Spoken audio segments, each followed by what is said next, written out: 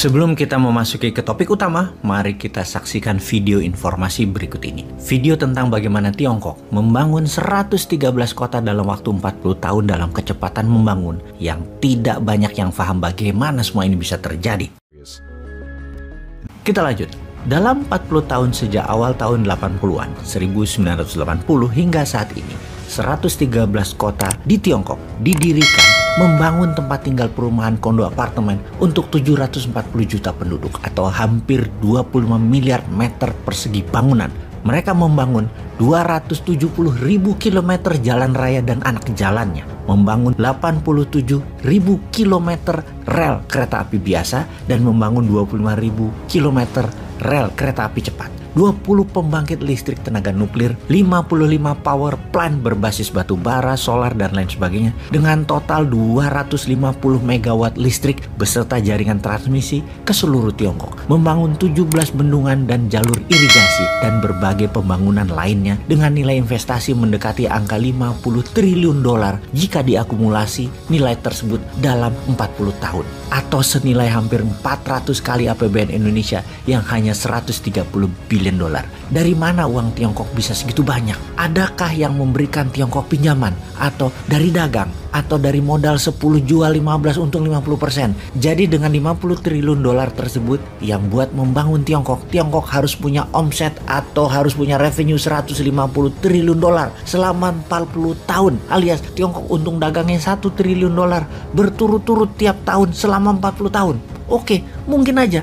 Tapi siapa yang beli? Emang ada yang beli dengan nilai segitu besar? Sewaktu awal tahun 80-an, Tiongkok menghasilkan apa? Kalau 10 tahun terakhir mungkin dagangannya untung 1 triliun dolar, surplus per tahunnya mungkin di tahun 80-an, di tahun 90-an, di tahun 2000. Bagaimana Tiongkok membangunnya? Jadi pertanyaan sekali lagi, bagaimana cara Tiongkok membangun semua itu di awalnya? Kita lihat ke Indonesia sekarang. Untuk membangun ibu kota baru IKN, hanya sarana dan prasarananya saja perlu 1.000 triliun rupiah anggarannya. Kemudian perlu 10 tahun untuk membangun fisiknya.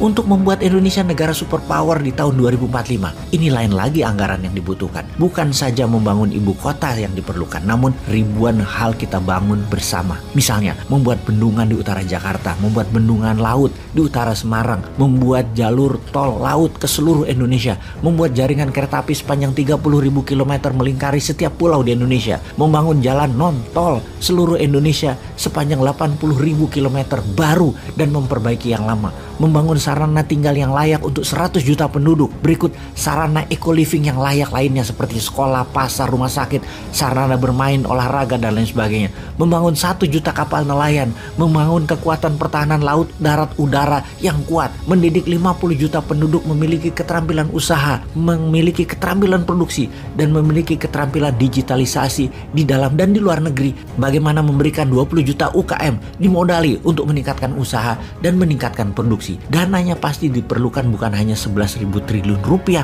atau dalam bilangan dolar 750 billion yang belum juga 1 triliun dolar, maka kita perlu dalam 23 tahun ke depan setengah apa yang diperlukan Tiongkok membangun. Indonesia butuh sekitar 25.000 billion atau 25 triliun dolar, atau setiap tahunnya lebih kurang 1 triliun dolar atau 1.000 billion dolar. Baru pada tahun 2045 Indonesia menjadi negara superpower sejajar Tiongkok, sejajar Amerika. Dari mana 25 triliun dolar tersebut? Atau per tahunnya dari mana 1 triliun dolar? Atau dalam 1 tahun perlu dana segar sebesar PDB Indonesia saat ini 16.000 triliun rupiah. Rumusnya sederhana, jumlah uang beredar harus sama dengan jumlah atau nilai barang yang diproduksi. Jadi kita menengok sisi produksinya terlebih dahulu.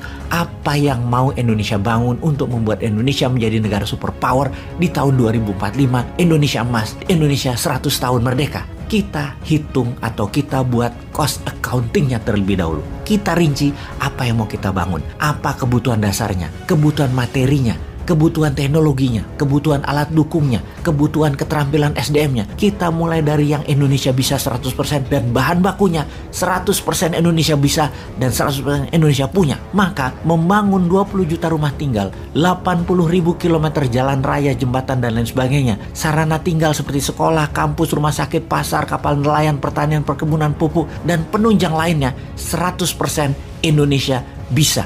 kita bisa mulai dulu segera. Bagaimana kalau tahun 2023, tahun 2024, ini dulu kita bangun, yang kemudian bertahap apa yang akan kita bangun demi Indonesia menjadi negara superpower. Kita siapkan apa yang kita tidak ada unsur importnya untuk kita bangun segera.